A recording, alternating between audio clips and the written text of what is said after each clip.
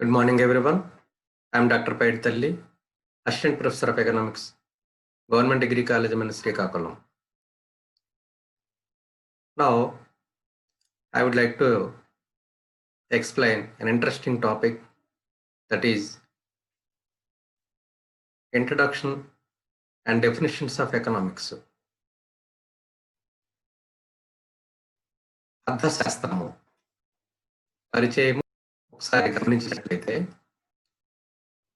మిగతా సాంఘిక శాస్త్రాలన్నింటిలో కల్లా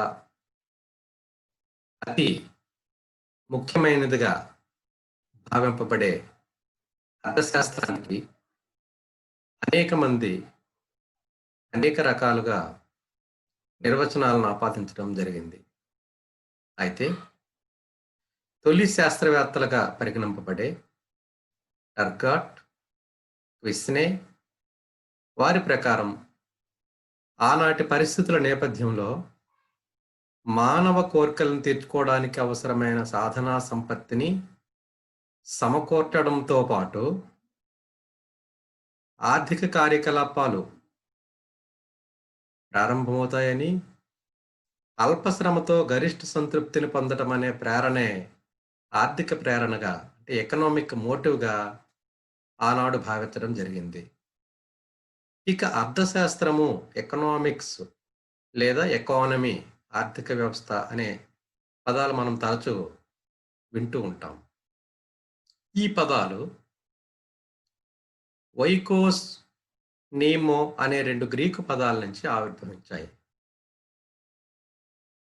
వైకోస్ అనగా గృహము, హౌస్ అని అర్థము. నీమో అనగా నిర్వహణ, మేనేజ్మెంట్ అని అర్థము. అనగా అర్థశాస్త్రాన్ని గృహ నిర్వహణ శాస్త్రముగా పరిగణించడం జరుగుతుంది. Economics means house hold management. ఏమిటి హౌస్ హోల్డ్ మేనేజ్మెంట్ అంటే ఏంటి? ఫర్ ఎగ్జాంపుల్, మనం ఉదయం లేచిన దగ్గర నుంచి జరిగేటటువంటి ఆర్థిక కార్యకలాపాలు, అంటే లేచిన తర్వాత బ్రష్ మొదలు బ్రేక్ఫాస్ట్, ట్రావెలింగ్, అలాగే ఏదైనా వివిధ వృత్తుల వారు చేసుకునేటటువంటి జాబ్, హోమ్ నీడ్స్, ఇలాగా మళ్ళీ రాత్రి పడుకునే వరకు అనేక ఆర్థిక కార్యకలాపాలు వివిధ రకాల వస్తు సేవలతో కూడినవై ఉంటాయి. ఈ వస్తు సేవలు గృహ నిర్వహణ ఆర్థిక కార్యకలాపాలుగా పరిగణించడం జరుగుతుంది. ఈ సందర్భంలో అర్థశాస్త్ర నిర్వచనాలను గురించి నేర్చుకునే ప్రారంభ దశగా అరిస్టాటిల్ని మనం గుర్తించవచ్చు. అరిస్టాటిల్ ప్రకారం మౌలిక ఆర్థిక విషయాలను, తన కాలపు సామాజిక నియమాలను మొట్టమొదటిసారిగా విశ్లేషించిన ఆర్థికవేత్త. ఈయన అర్థశాస్త్ర చరిత్రలో ప్రథమ ఆర్థికవేత్తగా ఆయన యొక్క ఆలోచన దృక్పథంతో పరిగణించడం జరిగింది. అర్థశాస్త్రము అనే పదాన్ని మొదటిసారిగా వాడిన వారు అరిస్టాటిల్ అని భావించాలి. 1890కి పూర్వము అర్థశాస్త్రమును తర్కము, మనోవిజ్ఞానము, రాజనీతి శాస్త్రాల్లో ఒక భాగంగా మాత్రమే పరిగణించేవారు. ప్రత్యేకమైన అర్థశాస్త్రంగా పరిగణింపబడలేదు. తరువాత 1890 తరువాత అర్థశాస్త్రం ఒక ప్రత్యేక అధ్యయనాంగంగా పరిగణించింది. క్రమంగా పరిణతి చెందుతూ సామాజిక ఆర్థిక సాహిత్యములో రాజకీయ అర్థశాస్త్రము, పొలిటికల్ ఎకనామిక్స్ అన్న పేరును మొట్టమొదటిసారిగా అర్థశాస్త్రం నుంచి వేరు చేసిన వారు ఫ్రాన్స్ దేశానికి చెందిన మొంక్రెంటైన్స్. అందువలన అర్థశాస్త్రాన్ని సామాజిక శాస్త్రాలన్నింటిలో రాణి వంటిదిగా, economics is the queen of other social సైన్సెస్గా పరిగణిస్తారు. ప్రకృతి ధర్మవాదులతో ప్రారంభమైనటువంటి అర్థశాస్త్ర స్వరూపాల పరిశీలన ఆడమ్ స్మిత్ రచన ఫేమస్. అది వెల్త్ ఆఫ్ నేషన్స్. ఆ వెల్త్ ఆఫ్ నేషన్స్ రచనతో ఒక నిర్దిష్ట రూపం దాల్చినందున ఆడమ్ స్మిత్ను మొట్టమొదటిసారిగా అర్థశాస్త్రాన్ని ప్రత్యేక శాస్త్రంగా అధ్యయనం చేసినందువలన అతన్ని అర్థశాస్త్ర పితామహుడిగా, ఫాదర్ ఆఫ్ ఎకనామిక్స్గా భావిస్తారు. ఇక నిర్వచనాలకు వచ్చినట్లయితే అర్థశాస్త్ర నిర్వచనాలను స్థూలంగా 4 రకాలుగా విభజింపవచ్చును. నంబర్ 1, ఆడమ్ స్మిత్ అతని అనుచరులు ఇచ్చినటువంటి సంపద నిర్వచనం క్లాసికల్ అప్రోచ్గా పరిగణించవచ్చు. వెల్త్ డెఫినిషన్ ఇది 18వ శతాబ్దంలో ఇవ్వడం జరిగింది. 2, ఆల్ఫ్రెడ్ మార్షల్ అతని అనుచరులైనటువంటి నవ్య సాంప్రదాయవాదులు నియో క్లాసికల్స్ ప్రతిపాదించినటువంటి శ్రేయస్సు లేదా సంక్షేమ నిర్వచనం. ఇది 19th సెంచరీలో వెల్ఫేర్ డెఫినేషన్స్గా ఇది ఆవిర్భవించింది. 3, లైనోల్ రాబిన్స్ సూచించినటువంటి కొరత నిర్వచనం స్కేర్సిటీ డెఫినేషన్. ఇది 20వ శతాబ్దంలో ఈ నిర్వచనాన్ని ఇవ్వడం జరిగింది. ఆధునిక అర్థశాస్త్రవేత్తలైనటువంటి ప్రొఫెసర్ శామ్యూల్సన్ అతని అనుచరులు ప్రతిపాదించిన వృద్ధి నిర్వచనం 4వ నిర్వచనం. ఇది కూడా 20వ శతాబ్దంలోనే ఇవ్వడం జరిగింది. ఇది గ్రోత్ డెఫినేషన్స్గా మనకి ప్రశస్తి చెందింది. క్లాసికల్ ఎకానమిస్ట్స్గా మనం ఒకసారి ఈ చిత్రం ద్వారా గమనించవచ్చు. Adam Smith, J B Say, David Ricardo, Thomas Robert Malthus, J S Mill మొదలగు వారు. ఇక మొట్టమొదటి నిర్వచనం సంపద నిర్వచనం వెల్త్ డెఫినేషన్ గురించి ఒకసారి గమనించినట్లయితే ఆడమ్ స్మిత్ అర్థశాస్త్రాన్ని సంపదకు సంబంధించిన శాస్త్రము సైన్స్ ఆఫ్ వెల్త్గా భావించారు. ఈయన 1776 మార్చి 9లో ప్రచురించినటువంటి దేశాల సంపద, స్వభావము, కారణాలను పరిశోధించే శాస్త్రం అన్ enquiry into the nature and causes of wealth of nations అనే గ్రంథం. ఈ గ్రంథమే ఆయన సంపదకి ఇచ్చినటువంటి ప్రాముఖ్యతని తెలియజేస్తుంది.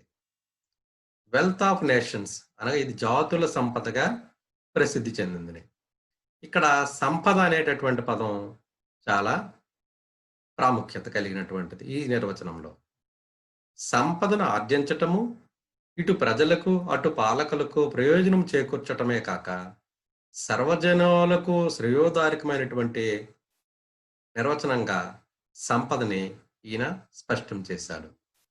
సంపదను పోగు చేయటమే మానవుని ప్రధాన ధ్యేయమనే అభిప్రాయం ఈ నిర్వచనం ద్వారా వ్యక్తమవుతుంది. ఇక 18వ శతాబ్దంలో ప్రాచుర్యంలో ఉన్నటువంటి సహజ న్యాయము న్యాచురల్ లా, దానిని ఆడమ్ స్మిత్ ఆర్థిక విషయాలకు అన్వయించి చెప్పాడని ఈ సందర్భంగా గమనించవచ్చు.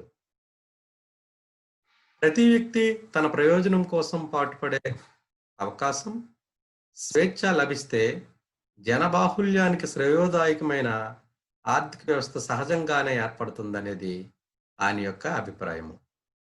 దేశాల సంపద మానవుల సహజ గుణాలలో ఒకటైన ఉదాత్త స్వార్థాభిలాషపై ఎన్లైటెండ్ సెల్ఫ్ ఇంట్రెస్ట్ ఆధారపడి ఉంటుందని ఆడమ్ స్మిత్ భావించాడు.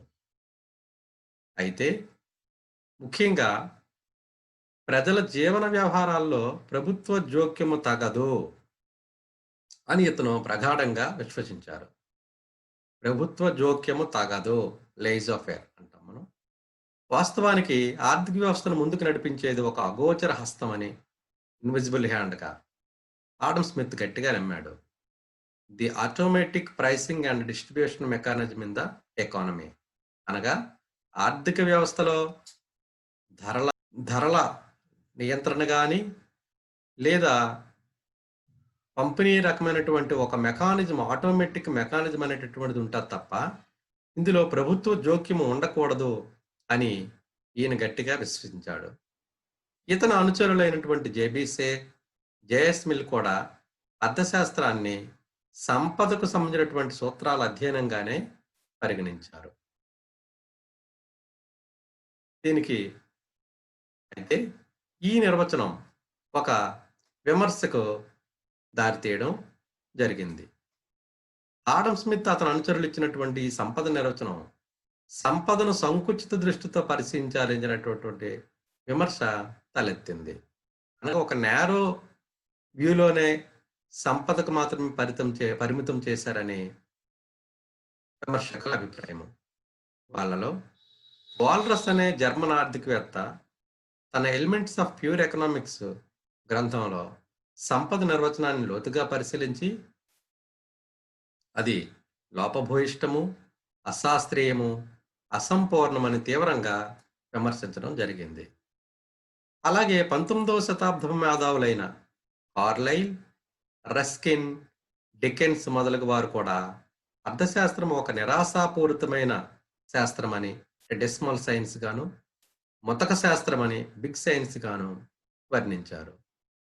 దీన్నే కార్లైల్ గాస్పెల్ ఆఫ్ మమ్మన్ అనగా ధనార్జపు వ్యక్తి ప్రవచనంగా భావించడం జరిగింది. ఇటువంటి లోపాల దృష్ట్యా ప్రత్యామ్నాయ నిర్వచనం ఆల్ఫ్రెడ్ మార్షల్ మరియు ఆయన అనుచరులైనటువంటి నవ్య సాంప్రదాయవాదులు నియో క్లాసికల్స్ ప్రతిపాదించడం, ఆ ప్రతిపాదించిన నిర్వచనమే శ్రేయస్సు నిర్వచనంగా లేదా సంక్షేమ నిర్వచనంగా వెల్ఫేర్ డెఫినేషన్స్ గా మనం వెలుగులోకి వచ్చేంత వరకు కూడా సంపద నిర్వచనానిదే ప్రముఖ స్థానం అని చెప్పవచ్చు. ఇక రెండవ నిర్వచనం శ్రేయస్సు లేదా సంక్షేమ నిర్వచనం, వెల్ఫేర్ డెఫినేషన్. నవ్య సాంప్రదాయ ఆర్థికవేత్తల అగ్రగణ్యుడైనటువంటి ఆల్ఫ్రెడ్ మార్షల్, ఈయన కేంబ్రిడ్జ్ విశ్వవిద్యాలయానికి చెందినవారు. ఈయన నవ్య సాంప్రదాయవాదుల్లో ఒక సముచితమైనటువంటి స్థానాన్ని కల్పించాడు అర్థశాస్త్రానికి. ఈ మార్షల్ అర్థశాస్త్రం గురించి వివరిస్తూ అర్థశాస్త్రం ఒకవైపు సంపదను గురించి చర్చ, అంతకంటే ముఖ్యంగా మరొక వైపు మానవుని గురించిన పరిశీలనలో ఒక భాగముగా వ్యక్తపరచడం జరిగింది. Economics is on the one side a study of wealth and on the other the more important side a part of the study of man గా ఈయన నిర్వచనం ఇవ్వడం జరిగింది. అనగా మానవుడు అతని సంక్షేమంపైనే ప్రధానంగా దృష్టి సారించి పరిశీలించాడు. అర్థశాస్త్రము మానవుని దైనందిన జీవనాన్ని గురించి పరిశీలించే శాస్త్రమని ఈ సందర్భంగా మార్షల్ చెప్పడం జరిగింది. మానవుని శ్రేయస్సుకి కారణభూతమైన భౌతిక సాధనాల ఆర్జన, వినియోగాలతో సంబంధం ఉన్న వ్యక్తిగత సామాజిక కార్యాల అధ్యయనమే అర్థశాస్త్రంగా ఆల్ఫ్రెడ్ మార్షల్ చెప్పడం జరుగుతుంది. మానవునికి ఈయన ప్రథమ స్థానాన్ని, సంపదకు ద్వితీయ స్థానాన్ని ఇచ్చాడని ఇందులో స్పష్టమవుతుంది. అలాగే ఈయన అనుచరులైనటువంటి ఎడ్విన్ కానన్ కూడా మానవుని భౌతిక శ్రేయస్సుకు ఆధారాలని విషయాల పరిశీలనే అర్థశాస్త్ర ఉద్దేశంగా నిర్వచించడం జరిగింది. అలాగే విలియం బెవరిడ్జ్ ప్రకారం మానవులు భౌతిక అవసరాలు తీర్చుకోవడానికి సహకరించే సామాన్య పద్ధతుల అధ్యయనంగా దీన్ని వివరించడం జరిగింది. అలాగే పిగు ప్రత్యక్షంగా గాని పరోక్షంగా గాని ద్రవ్యం అనే కొలబద్దత గల సాంఘిక శ్రేయస్సు అంతా అర్థశాస్త్ర పరిశీలనలోకి వస్తుందని చెప్పడం జరిగింది. ఈ రకంగా అర్థశాస్త్రము సామాజిక శాస్త్రం కాబట్టి రాబిన్సన్ క్రూసో లాంటి ఒంటరి వ్యక్తుల గురించి అధ్యయనం చేయుదని గట్టిగా భావించవచ్చు.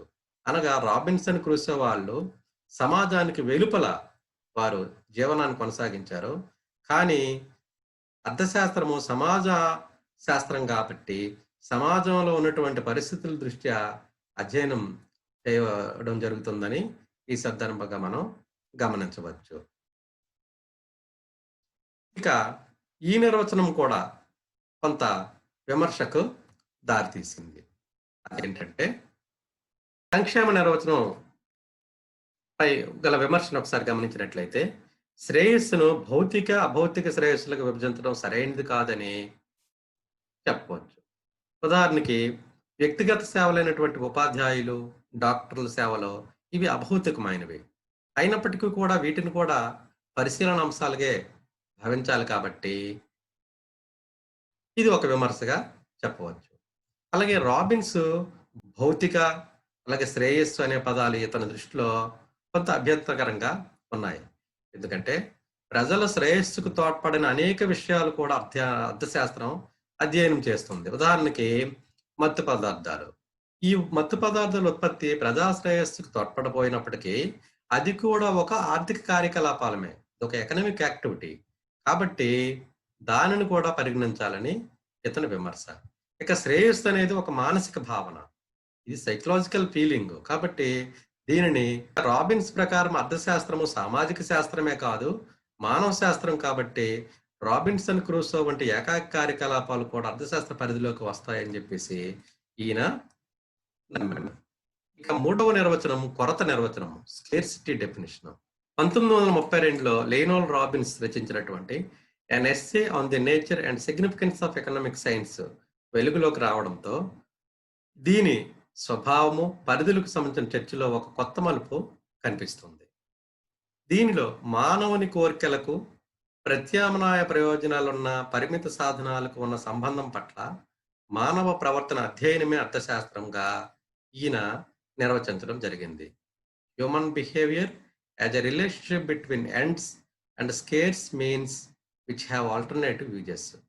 ఇది అత్యంత ప్రజాదరణ పొందిన నిర్వచనంగా భావించవచ్చు. దీంట్లో ఉన్న ముఖ్య అంశాలు ఒకసారి గమనించినట్లయితే మానవుని కోరికలు అపరిమితము, వాంట్స్ ఆర్ అన్లిమిటెడ్. అలాగే కోరికలను తీర్చగలే వనరులు లేదా సాధనాలు పరిమితము అని అందరికీ తెలిసిందే, మీన్స్ ఆర్ లిమిటెడ్. ఈ పరిమితమైన వనరులకు ప్రత్యామ్నాయ ప్రయోజనాలు ఉంటాయి, మీన్స్ హ్యావ్ ఆల్టర్నేటివ్ యూజెస్. ఇటువంటి పరిస్థితుల్లో ఎంపిక సమస్య, ప్రాబ్లమ్ ఆఫ్ చాయిస్ అనేటటువంటిది ఏర్పడుతుందని ఇందులో ఈ నిర్వచనం ద్వారా మనం అర్థం చేసుకోవచ్చు. పై లక్షణాల కారణంగా ప్రతి వ్యక్తి తన కోరికలను ఒక ప్రాధాన్య క్రమంలో ఏర్పరచుకొని order of preference or priority కింద ఈ పరిమితమైనటువంటి సాధనాలతో సంతృప్తిని పొందడానికి చేసే ప్రయత్నంలో ఏర్పడే ఈ ఎంపిక సమస్య అనగా చాయిస్ అధ్యయనం చేసేదే అర్థశాస్త్రం అని రాబిన్స్ అభిప్రాయము. రాబిన్స్ సంపద నిర్వచనం ఒక సార్వజనీనతమైనటువంటిది చేకూర్చింది అర్థశాస్త్రానికి. ఎందుకంటే ఈ నిర్వచనము అత్యంత ప్రజాదరణగా మనం పరిగణించబడిందని ఇంతకు ముందే చెప్పుకున్నాము. అయినప్పటికీ ఈ కొరత నిర్వచనం కూడా కొంత విమర్శకు లోనైంది. లక్ష్యాల మధ్య తటస్థత అనే అంశాన్ని, న్యూట్రాలిటీ బిట్వీన్ ఎండ్స్, బార్బారా ఓటన్, బెవరిడ్జ్ వంటి వారు ఆమోదించలేదు. ఇక రాబిన్స్ అర్థశాస్త్రాన్ని పూర్తిగా అచేతనమైందిగా, రంగులేనిదిగా మరియు ప్రామాణికత లోపించిందిగా విమర్శకులు దీనిని పరిగణించడం జరిగింది. బౌల్టింగ్ కూడా రాబిన్స్ నిర్వచనం అర్థశాస్త్రపు ప్రామాణికతను, జస్టిఫికేషన్ చాలా వరకు కుదించిందని విమర్శించడం జరిగింది. ఇక ఈ నిర్వచనంలోని నీతిపరమైన అంశాలకు, మొరాలిటీ మరియు మానవ శ్రేయస్సుకు ఎలాంటి తావు లేదనే విమర్శ ఉంది. సో రాబిన్స్ నిర్వచనము ఎండ్స్ మరియు మీన్స్ మధ్య గల వ్యత్యాసాన్ని విశదీకరించలేదు అని విమర్శకి లోనైంది. ఇక మీన్స్ సంతోషానికి మార్గాలైతే ఎండ్స్ సంతృప్తిని తెలియజేస్తున్నందున రెండు ఒకటిగానే తెలియజేయవచ్చుగా ఇక్కడ విమర్శకులు అభిప్రాయము.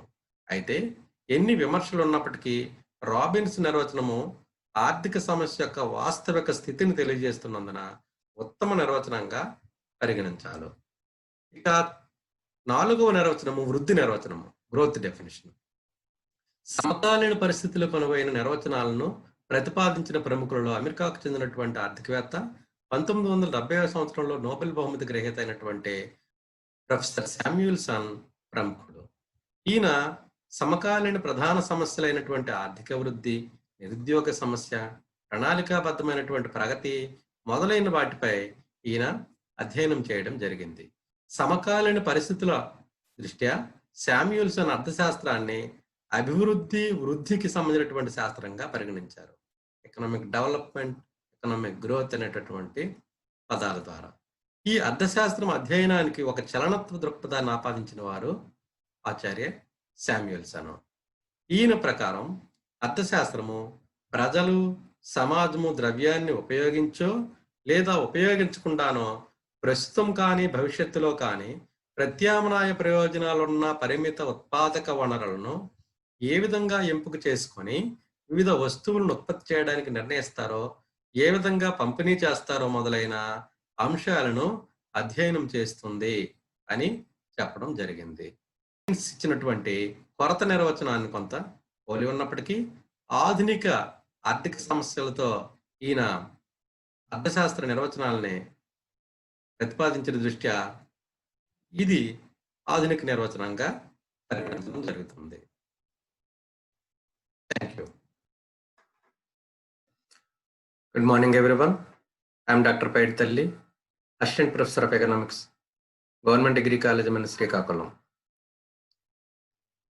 Now, I would like to explain an interesting topic, that is introduction and definitions of economics. అర్థశాస్త్రము పరిచయం ఒకసారి గమనించినట్లయితే మిగతా సాంఘిక శాస్త్రాలన్నింటిలో కల్లా అతి ముఖ్యమైనదిగా భావింపబడే అర్థశాస్త్రానికి అనేక మంది అనేక రకాలుగా నిర్వచనాలను ఆపాదించడం జరిగింది. అయితే తొలి శాస్త్రవేత్తలుగా పరిగణింపబడే టర్గాట్, క్విస్నే వారి ప్రకారం ఆనాటి పరిస్థితుల నేపథ్యంలో మానవ కోరికలను తీర్చుకోవడానికి అవసరమైన సాధనా సంపత్తిని సమకూర్చడంతో పాటు ఆర్థిక కార్యకలాపాలు ప్రారంభమవుతాయని, అల్పశ్రమతో గరిష్ట సంతృప్తిని పొందడం అనే ప్రేరణే ఆర్థిక ప్రేరణగా, అంటే ఎకనామిక్ మోటివ్గా ఆనాడు భావించడం జరిగింది. ఇక అర్థశాస్త్రము, ఎకనామిక్స్ లేదా ఎకానమీ, ఆర్థిక వ్యవస్థ అనే పదాలు మనం తరచూ వింటూ ఉంటాం. ఈ పదాలు వైకోస్, నీమో అనే 2 గ్రీకు పదాల నుంచి ఆవిర్భవించాయి. వైకోస్ అనగా గృహము, హౌస్ అని అర్థము. నీమో అనగా నిర్వహణ, మేనేజ్మెంట్ అని అర్థము. అనగా అర్థశాస్త్రాన్ని గృహ నిర్వహణ శాస్త్రముగా పరిగణించడం జరుగుతుంది. Economics means house hold management. ఏమిటి హౌస్ హోల్డ్ మేనేజ్మెంట్ అంటే ఏంటి? ఫర్ ఎగ్జాంపుల్, మనం ఉదయం లేచిన దగ్గర నుంచి జరిగేటటువంటి ఆర్థిక కార్యకలాపాలు, అంటే లేచిన తర్వాత బ్రష్ మొదలు బ్రేక్ఫాస్ట్, ట్రావెలింగ్, అలాగే ఏదైనా వివిధ వృత్తుల వారు చేసుకునేటటువంటి జాబ్, హోమ్ నీడ్స్, ఇలాగా మళ్ళీ రాత్రి పడుకునే వరకు అనేక ఆర్థిక కార్యకలాపాలు వివిధ రకాల వస్తు సేవలతో కూడినవై ఉంటాయి. ఈ వస్తు సేవలు గృహ నిర్వహణ ఆర్థిక కార్యకలాపాలుగా పరిగణించడం జరుగుతుంది. ఈ సందర్భంలో అర్థశాస్త్ర నిర్వచనాలను గురించి నేర్చుకునే ప్రారంభ దశగా అరిస్టాటిల్ని మనం గుర్తించవచ్చు. అరిస్టాటిల్ ప్రకారం మౌలిక ఆర్థిక విషయాలను, తన కాలపు సామాజిక నియమాలను మొట్టమొదటిసారిగా విశ్లేషించిన ఆర్థికవేత్త. ఈయన అర్థశాస్త్ర చరిత్రలో ప్రథమ ఆర్థికవేత్తగా ఆయన యొక్క ఆలోచన దృక్పథంతో పరిగణించడం జరిగింది. అర్థశాస్త్రము అనే పదాన్ని మొదటిసారిగా వాడిన వారు అరిస్టాటిల్ అని భావించాలి. 1890కి పూర్వము అర్థశాస్త్రమును తర్కము, మనోవిజ్ఞానము, రాజనీతి శాస్త్రాల్లో ఒక భాగంగా మాత్రమే పరిగణించేవారు. ప్రత్యేకమైన అర్థశాస్త్రంగా పరిగణింపబడలేదు. తరువాత 1890 తరువాత అర్థశాస్త్రం ఒక ప్రత్యేక అధ్యయనాంగంగా పరిగణించింది. క్రమంగా పరిణతి చెందుతూ సామాజిక ఆర్థిక సాహిత్యములో రాజకీయ అర్థశాస్త్రము పొలిటికల్ ఎకనామిక్స్ అన్న పేరును మొట్టమొదటిసారిగా అర్థశాస్త్రం నుంచి వేరు చేసిన వారు ఫ్రాన్స్ దేశానికి చెందిన మొంక్రెంటైన్స్. అందువలన అర్థశాస్త్రాన్ని సామాజిక శాస్త్రాలన్నింటిలో రాణి వంటిదిగా, economics is the queen of other social సైన్సెస్గా పరిగణిస్తారు.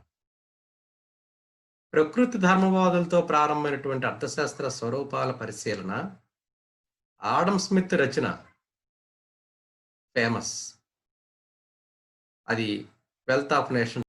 ఆ వెల్త్ ఆఫ్ నేషన్స్ రచనతో ఒక నిర్దిష్ట రూపం దాల్చినందున ఆడమ్ స్మిత్ను మొట్టమొదటిసారిగా అర్థశాస్త్రాన్ని ప్రత్యేక శాస్త్రంగా అధ్యయనం చేసినందువలన అతన్ని అర్థశాస్త్ర పితామహుడిగా, ఫాదర్ ఆఫ్ ఎకనామిక్స్గా భావిస్తారు. ఇక నిర్వచనాలకు వచ్చినట్లయితే అర్థశాస్త్ర నిర్వచనాలను స్థూలంగా 4 రకాలుగా విభజింపవచ్చును. నంబర్ 1, ఆడమ్ స్మిత్ అతని అనుచరులు ఇచ్చినటువంటి సంపద నిర్వచనం, క్లాసికల్ అప్రోచ్గా పరిగణించవచ్చు. వెల్త్ డెఫినేషన్, ఇది 18వ శతాబ్దంలో ఇవ్వడం జరిగింది. 2, ఆల్ఫ్రెడ్ మార్షల్ అతని అనుచరులు అయినటువంటి నవ్య సాంప్రదాయవాదులు నియో క్లాసికల్స్ ప్రతిపాదించినటువంటి శ్రేయస్సు లేదా సంక్షేమ నిర్వచనం. ఇది 19th సెంచరీలో వెల్ఫేర్ డెఫినేషన్స్గా ఇది ఆవిర్భవించింది. 3, లైనోల్ రాబిన్స్ సూచించినటువంటి కొరత నిర్వచనం, స్కేర్సిటీ డెఫినేషన్. ఇది 20వ శతాబ్దంలో ఈ నిర్వచనాన్ని ఇవ్వడం జరిగింది. ఆధునిక అర్థశాస్త్రవేత్తలైనటువంటి ప్రొఫెసర్ శామ్యూల్సన్ అతని అనుచరులు ప్రతిపాదించిన వృద్ధి నిర్వచనం 4వ నిర్వచనం.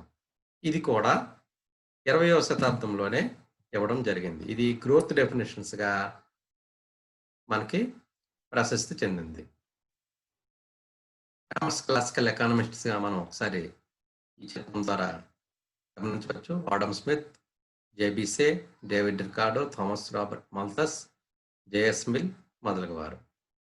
ఇక మొట్టమొదటి నిర్వచనం సంపద నిర్వచనం, వెల్త్ డెఫినేషన్ గురించి ఒకసారి గమనించినట్లయితే ఆడమ్ స్మిత్ అర్థశాస్త్రాన్ని సంపదకు సంబంధించిన శాస్త్రము, సైన్స్ ఆఫ్ వెల్త్గా భావించారు. ఈయన 1776 మార్చి 9లో ప్రచురించినటువంటి దేశాల సంపద, స్వభావము, కారణాలను పరిశోధించే శాస్త్రం, అన్ enquiry into the nature and causes of wealth of nations అనే గ్రంథం. ఈ గ్రంథమే ఆయన సంపదకి ఇచ్చినటువంటి ప్రాముఖ్యతని తెలియజేస్తుంది. వెల్త్ ఆఫ్ నేషన్స్ అనగా ఇది జాతుల సంపదగా ప్రసిద్ధి చెందింది. ఇక్కడ సంపద అనేటటువంటి పదం చాలా ప్రాముఖ్యత కలిగినటువంటిది. ఈ నిర్వచనంలో సంపదను ఆర్జించటము ఇటు ప్రజలకు అటు పాలకులకు ప్రయోజనం చేకూర్చటమే కాక సర్వజనులకు శ్రేయోదాయకమైనటువంటి నిర్వచనంగా సంపదని ఈయన స్పష్టం చేశాడు. సంపదను పోగు చేయటమే మానవుని ప్రధాన ధ్యేయమనే అభిప్రాయం ఈ నిర్వచనం ద్వారా వ్యక్తమవుతుంది. ఇక 18వ శతాబ్దంలో ప్రాచుర్యంలో ఉన్నటువంటి సహజ న్యాయము, న్యాచురల్ లా, దానిని ఆడమ్ స్మిత్ ఆర్థిక విషయాలకు అన్వయించి చెప్పాడని ఈ సందర్భంగా గమనించవచ్చు. ప్రతి వ్యక్తి తన ప్రయోజనం కోసం పాటుపడే అవకాశం, స్వేచ్ఛ లభిస్తే జనబాహుల్యానికి శ్రేయోదాయకమైన ఆర్థిక వ్యవస్థ సహజంగానే ఏర్పడుతుందనేది ఆయన యొక్క అభిప్రాయము. దేశాల సంపద మానవుల సహజ గుణాలలో ఒకటైన ఉదాత్త స్వార్థాభిలాషపై, ఎన్లైటెండ్ సెల్ఫ్ ఇంట్రెస్ట్ ఆధారపడి ఉంటుందని ఆడమ్ స్మిత్ భావించాడు. అయితే ముఖ్యంగా ప్రజల జీవన వ్యవహారాల్లో ప్రభుత్వ జోక్యము తగదు అని ఇతను ప్రగాఢంగా విశ్వసించారు. ప్రభుత్వ జోక్యము తగదు, లేజీ ఫేర్ అంటాం మనం. వాస్తవానికి ఆర్థిక వ్యవస్థను ముందుకు నడిపించేది ఒక అగోచర హస్తం అని, ఇన్విజిబుల్ హ్యాండ్గా ఆడమ్ స్మిత్ గట్టిగా నమ్మాడు. The automatic pricing and distribution mechanism in the economy అనగా ఆర్థిక వ్యవస్థలో ధరల నియంత్రణ గాని, లేదా పంపిణీ రకమైనటువంటి ఒక మెకానిజం, ఆటోమేటిక్ మెకానిజం అనేటటువంటిది ఉంటది తప్ప, ఇందులో ప్రభుత్వ జోక్యం ఉండకూడదు అని ఈయన గట్టిగా విశ్వసించాడు. ఇతని అనుచరులైనటువంటి జేబీసే, జేఎస్ మిల్ కూడా అర్థశాస్త్రాన్ని సంపదకు సంబంధించినటువంటి సూత్రాల అధ్యయనంగానే పరిగణించారు. దీనికి అయితే ఈ నిర్వచనం ఒక విమర్శకు దారితీయడం జరిగింది.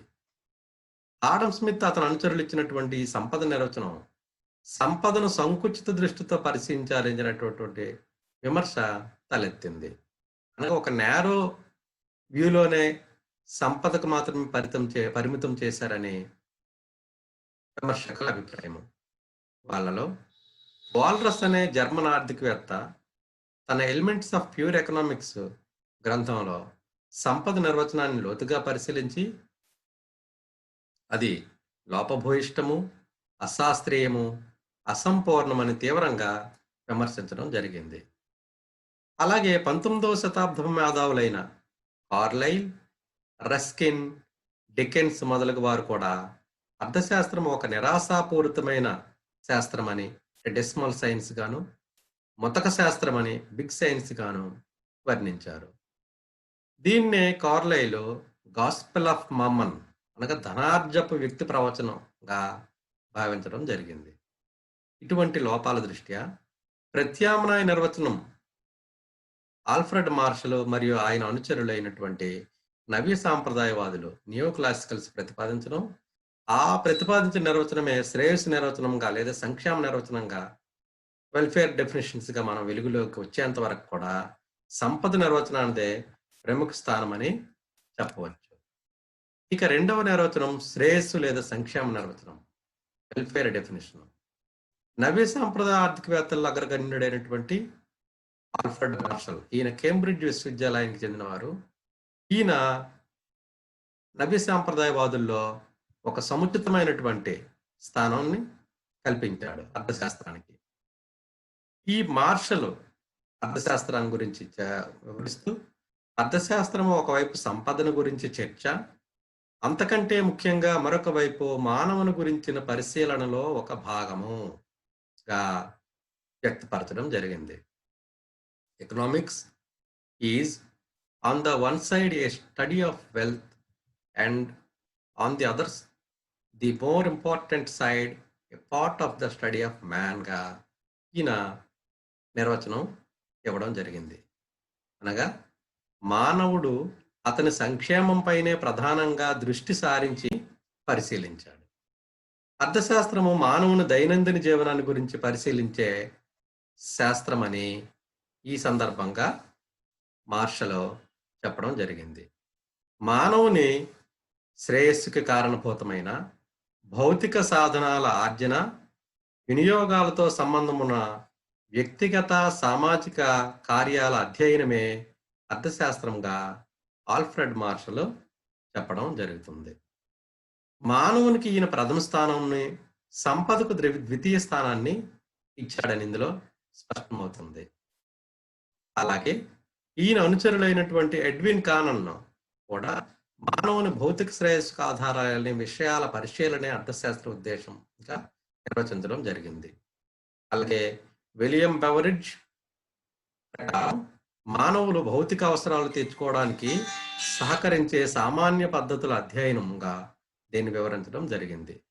అలాగే పిగు ప్రత్యక్షంగా గాని పరోక్షంగా గాని ద్రవ్యం అనే కొలబద్దత గల సాంఘిక శ్రేయస్సు అంతా అర్థశాస్త్ర పరిశీలనలోకి వస్తుందని చెప్పడం జరిగింది. ఈ రకంగా అర్థశాస్త్రము సామాజిక శాస్త్రం కాబట్టి రాబిన్సన్ క్రూసో లాంటి ఒంటరి వ్యక్తుల గురించి అధ్యయనం చేయదని గట్టిగా భావించవచ్చు. అనగా రాబిన్సన్ క్రూసో వాళ్ళు సమాజానికి వెలుపల వారు జీవనాన్ని కొనసాగించారు. కానీ అర్థశాస్త్రము సమాజ శాస్త్రం కాబట్టి సమాజంలో ఉన్నటువంటి పరిస్థితుల దృష్ట్యా అధ్యయనం చేయడం జరుగుతుందని ఈ సందర్భంగా మనం గమనించవచ్చు. ఇక ఈ నిర్వచనం కూడా కొంత విమర్శకు దారితీసింది. అదేంటంటే సంక్షేమ నిర్వచనం పై గల విమర్శను ఒకసారి గమనించినట్లయితే, శ్రేయస్సును భౌతిక, అభౌతిక శ్రేయస్సులుగా విభజించడం సరైనది కాదని చెప్పవచ్చు.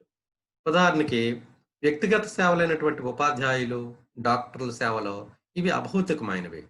అయినప్పటికీ కూడా వీటిని కూడా పరిశీలన అంశాలుగే భావించాలి కాబట్టి, ఇది ఒక విమర్శగా చెప్పవచ్చు.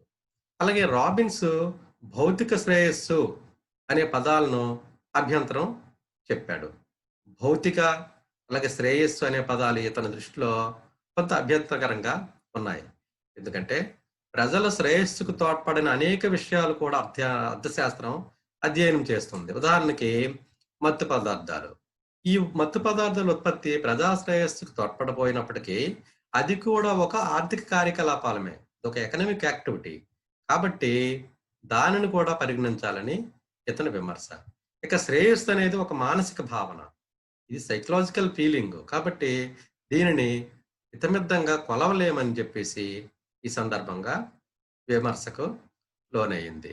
ఇక రాబిన్స్ ప్రకారం అర్థశాస్త్రము సామాజిక శాస్త్రమే కాదు, మానవ శాస్త్రం కాబట్టి రాబిన్సన్ క్రూసో వంటి ఏకాకి కార్యకలాపాలు కూడా అర్థశాస్త్ర పరిధిలోకి వస్తాయని చెప్పేసి ఈయన నమ్మాడు. ఇక మూడవ నిర్వచనం కొరత నిర్వచనం, స్కేర్సిటీ డెఫినిషన్. 1932లో లీనోల్ రాబిన్స్ రచించినటువంటి an essay on the nature and significance of economic science అనేది వెలుగులోకి రావడంతో ఈ అర్థశాస్త్ర స్వభావము పరిధులకు సంబంధించినటువంటి చర్చలో ఒక కొత్త మలుపు కనిపిస్తుంది. 1932లో లీనోల్ రాబిన్స్ రచించినటువంటి an essay on the nature and significance of economic science వెలుగులోకి రావడంతో దీని స్వభావము పరిధులకు సంబంధించిన చర్చలో ఒక కొత్త మలుపు కనిపిస్తుంది. దీనిలో మానవుని కోరికలకు ప్రత్యామ్నాయ ప్రయోజనాలున్న పరిమిత సాధనాలకు ఉన్న సంబంధం పట్ల మానవ ప్రవర్తన అధ్యయనమే అర్థశాస్త్రంగా ఈయన నిర్వచించడం జరిగింది.